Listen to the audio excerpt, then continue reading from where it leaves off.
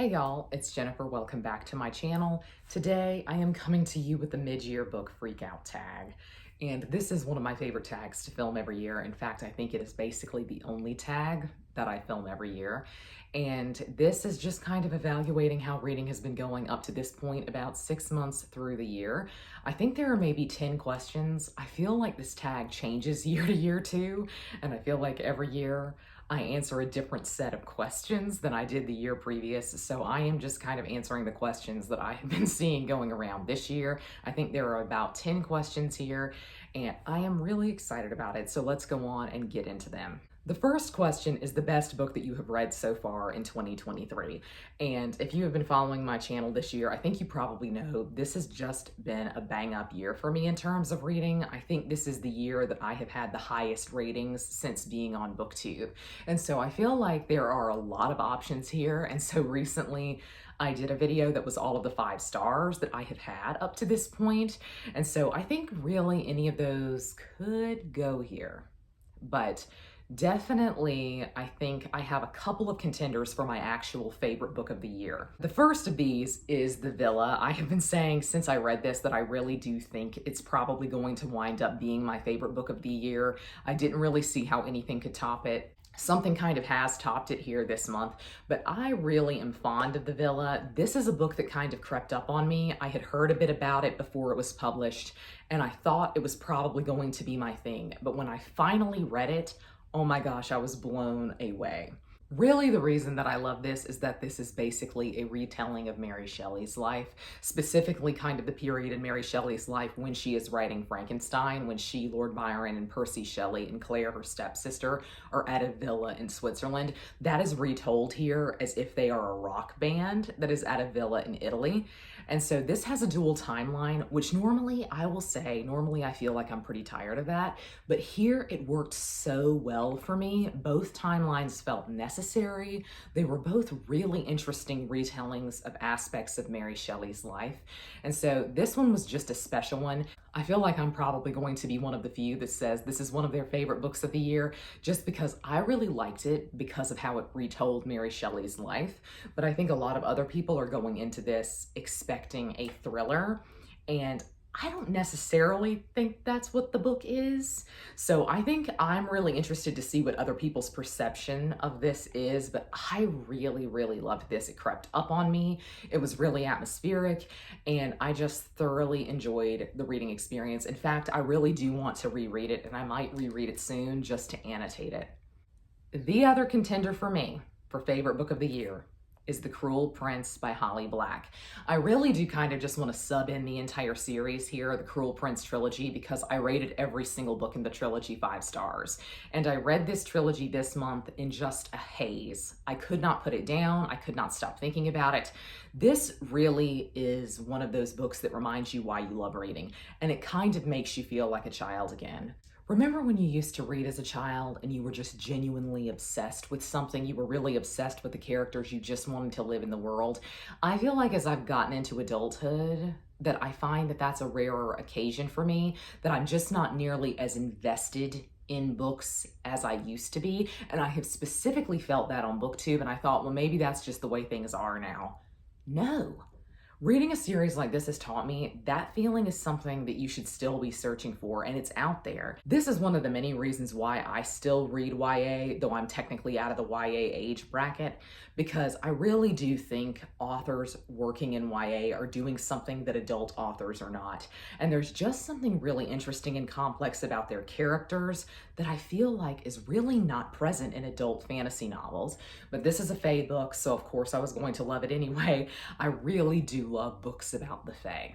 And this was everything I want a Fae book to be. I genuinely just absolutely adored this series, adored it. And I think a lot of that was due to the characters, but it was far more political than what I expected it to be too. It just was fantastic every step of the way for me, and I knew about halfway through probably that the entire trilogy was going to get 5 stars, and it did. I think these are technically my favorite books of the year, but The Villa is still up there for me as a sentimental fave. Question 2 is the best sequel that you have read so far this year, and for me, that is Jade War by Fonda Lee. I really didn't think the stakes could go any higher than Jade City. I really didn't think anything could be improved on in Jade City. In fact, I really felt like I was going to have kind of a second book slump here. And I feel like I think that a lot about trilogies, because I think trilogies are kind of a great publishing tool. I think a lot of people are going to publish trilogies just because they know they sell a little bit better than a single book or even a duology. But to me, even though I haven't read the third book yet, but I still feel confident in saying this, to me, this series was always plotted to be a trilogy. It feels like there was a clear, defined beginning and end for each book so far, and this book felt incredibly necessary to me. I do wonder how I'm going to judge this entire trilogy once I do finally read Jade Legacy. I'm hoping to do that over the next couple of months, and so I do wonder if my opinion is going to change. But I genuinely don't see how, because I really do think this was a step up in terms of quality, not just in terms of stakes or how the plot was building. I thought this was interesting because it really did level up the plot, level up the characters in a meaningful way. And so this is definitely the best sequel that I've read so far this year. New release that you haven't read yet but want to, and I have so many options for this. I have so many books that came out in the first 6 months that I'm really excited about. The good news is I think the second half of the year is not nearly as packed with anticipated releases for me, but let's get into my list here. One new release that I would really like to get to soon is Modern Divination. This is a dark academia kind of historical fantasy, I think.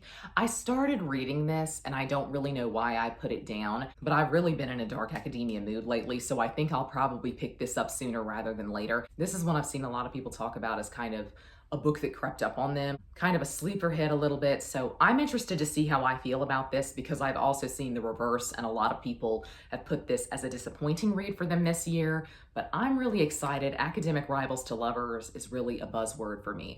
So I'm really excited about this one. Let's talk about a book that I pre-ordered. I pre-ordered this book with the intent to read the entire trilogy.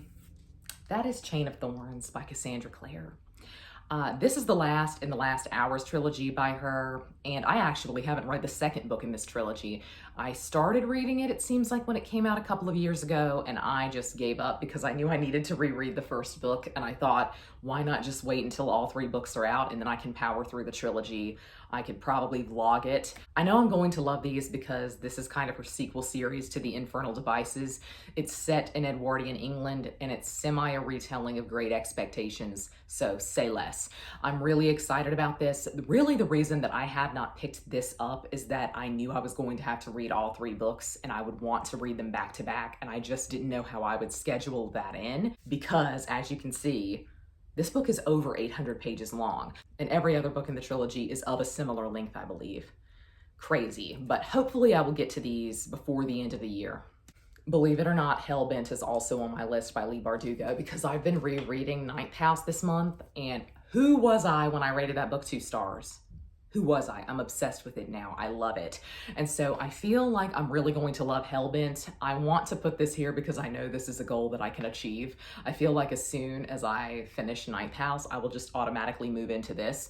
But this is one that has been so interesting to see people talk about. A lot of people doing the mid-year book freakout tag have put this as their favorite sequel of the year. So I'm really intrigued and I'm really excited. Most anticipated release for the second half of the year. My most anticipated release for the second half of the year is Foxglove by Adalyn Grace, which is the sequel to Belladonna. That was one of my favorite books of last year. Part of me wonders if my experience with Belladonna was kind of a fluke. I read it when I was on vacation, and I feel like I rate books higher when I'm on vacation than when I'm not. So I kind of have to wonder if Belladonna is one of those cases where I rated a book higher than I normally would have. So I really do want to reread Belladonna and go into this, but this world is just magical to me. And the romance in it is incredible. This is kind of a Death in the Maiden style story, which is also a buzzword for me always. But this is definitely my most anticipated release for the second half of the year.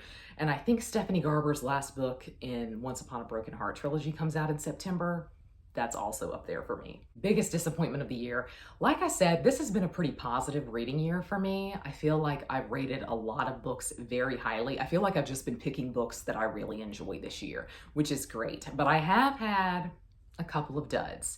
And most recently, I would have to say I think this is truly my biggest disappointment of the year. It's not just recency bias, but recently I had a terrible reading experience, and that was Beach Read by Emily Henry. I'm going to talk about Emily Henry later in this tag in a positive way, but Beach Read was one of the last books of hers that I read. And interestingly, it is the book of hers that I wanted to start with. I was at the beach last month and I really wanted to read an Emily Henry, and this is actually the one that I hoped the bookstore had. Luckily, they didn't have it. They had Book Lovers. Why this was so disappointing to me is just that I feel like it was weirdly marketed. I feel like every time I have seen people talking about this, they're like, oh, this is just such a happy, light rom-com. And that is not what this book is at all, in my opinion. This book is very heavy and it's dealing with a lot of really difficult topics. I feel like this skews far more in the literary fiction realm than it does in the realm of romance for me.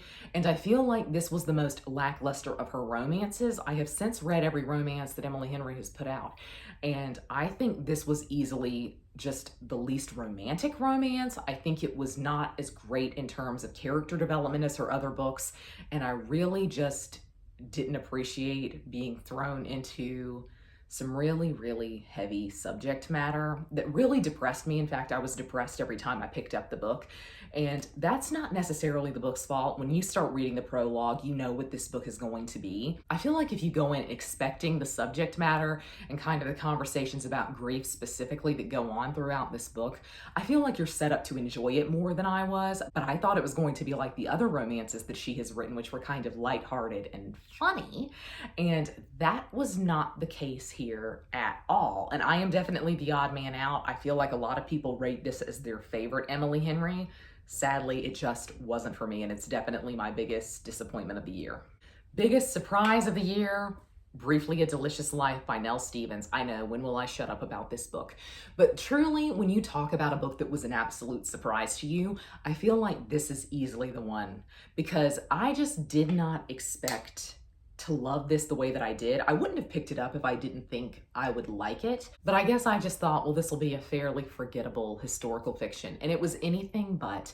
I felt so happy reading this. I just really felt warm and cozy. There was something about the writing to this that also felt kind of cozy and maybe even nostalgic a little bit that just worked really well for me. And Blanca, the main character of this, she's such a queen. I love her so much. And I think the book is successful because it is told the majority from her perspective. We spend a lot of time in her head, and she's so humorous, she's so lighthearted, and I just loved being in her head. I loved spending time with her as a character. I feel like a lot of times now, especially in more modern books, especially in stuff like literary fiction, I almost don't feel like characters are fully formed anymore. I feel like they're vehicles for what the author wants to talk about.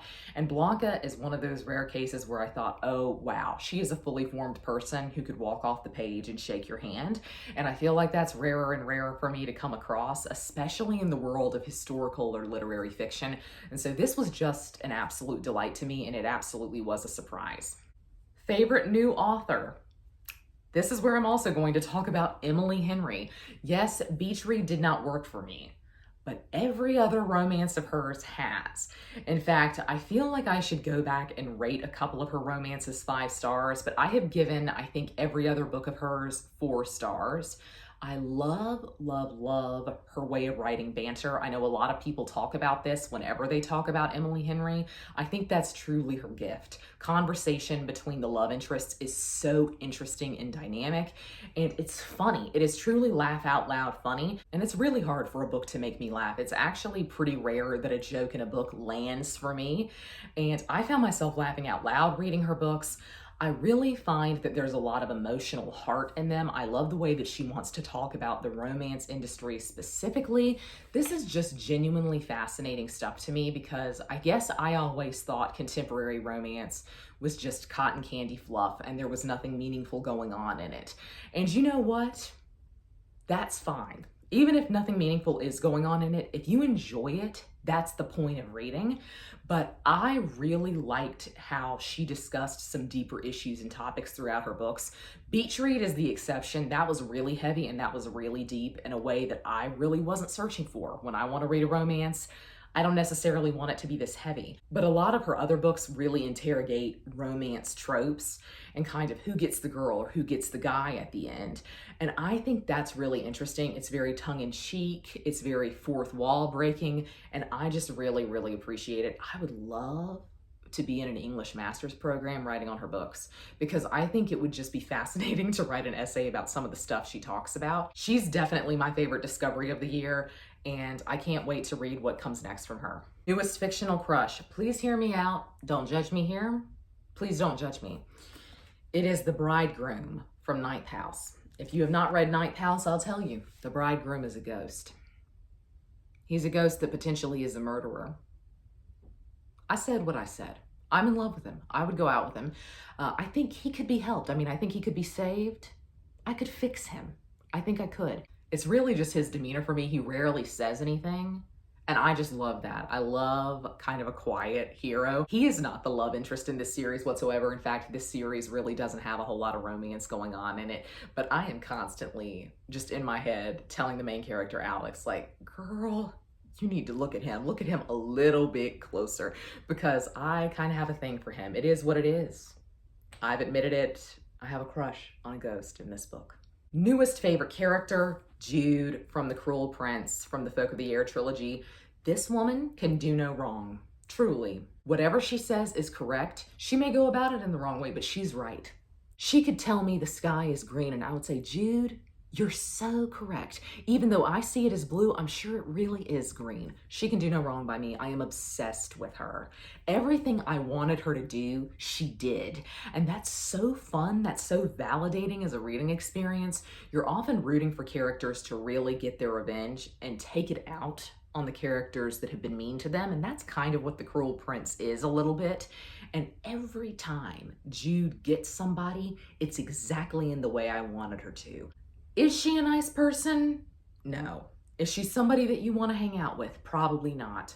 But I absolutely adore her. These books were written in first person, and normally first person is just not my favorite. I really would like to spend time with other characters. I think first person can be fairly limiting. In this series, I didn't need it any other way. I was glad to be in her head. I really enjoyed spending time with her as a character.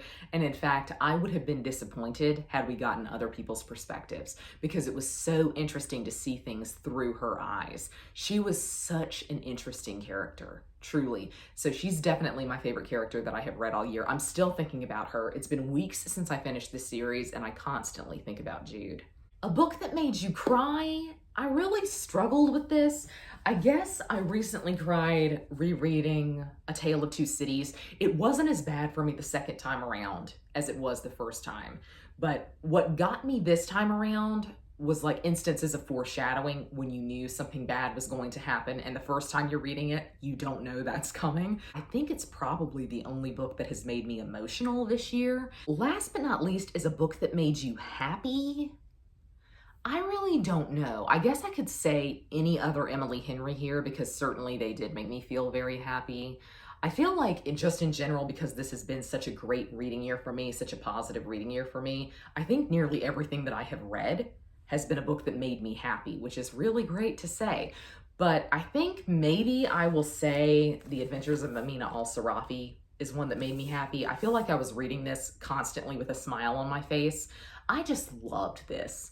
And I know why people don't like it. I can understand why people wouldn't get on with this, but this was just a delight to me. It was also really funny and lighthearted in a similar way to some of those other Emily Henry books. I found myself laughing at the jokes here. So I think this is definitely maybe the book that made me the happiest, other than something like Book Lovers by Emily Henry. I just really had a great time with The Adventures of Amina al-Sirafi, and it was just adventurous. It was fun. It felt like watching kind of a Pirates of the Caribbean or even an Indiana Jones style film, which was just a lot of fun to me because those are my favorite types of films. So it was interesting to read a book that really mimicked that in style.